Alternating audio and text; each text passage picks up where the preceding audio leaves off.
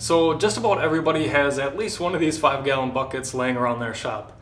I know personally I have about a dozen around here, and I use them for a variety of different reasons. Some of that's for dust collection, so on my CNC I use one, and then on my miter saw station I use one as well. And the other ones are generally for hoarding material that I can't seem to throw away yet. We've all been there. But this specific one I use to store all of my shop vac parts. So all of these tubes that you get, as well as a couple other like elongated objects. So some paint stirrers and a paint handle stick, thingy-bobber, whatever you call this. And oftentimes I don't keep the attachments on the pipes like I probably should, and so they all just kind of end up near the bottom of the bucket.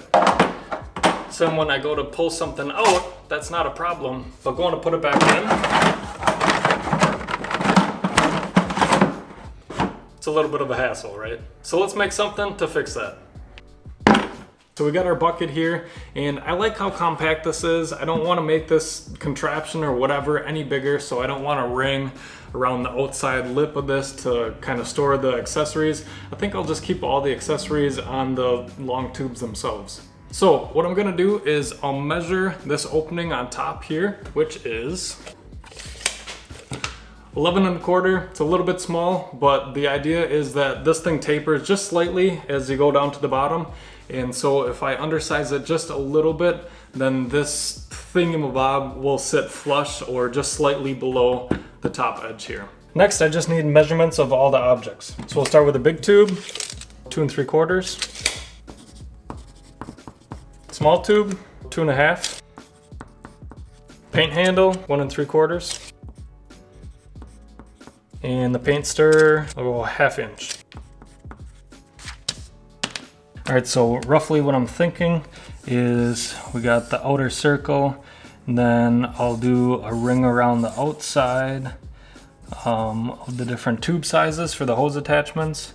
So that will be kind of along this ring, and then I'll do another couple holes in the middle here for some of those other small accessories. Yeah, just exactly like this. I should just scan this in and then export that and have it cut it out just like that. That's perfect. And after a little redesign, this is what I ended up with.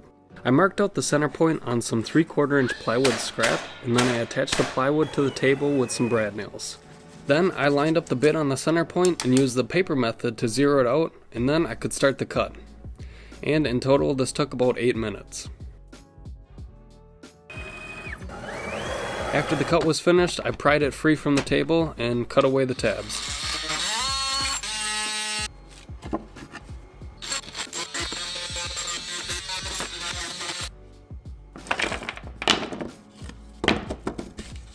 All right, moment of truth.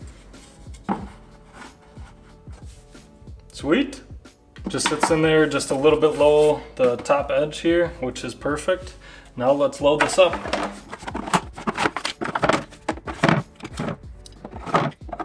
I'd say that's a win.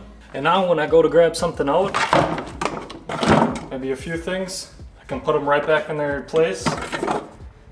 Don't have to worry about anything else getting in the way.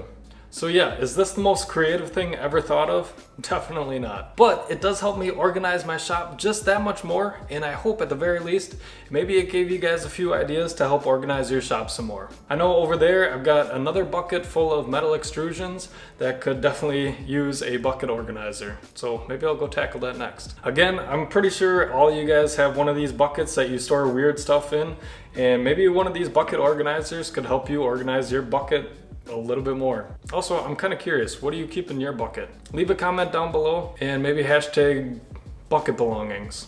Sure. But it does help me organize. I know over there I've got a bucket.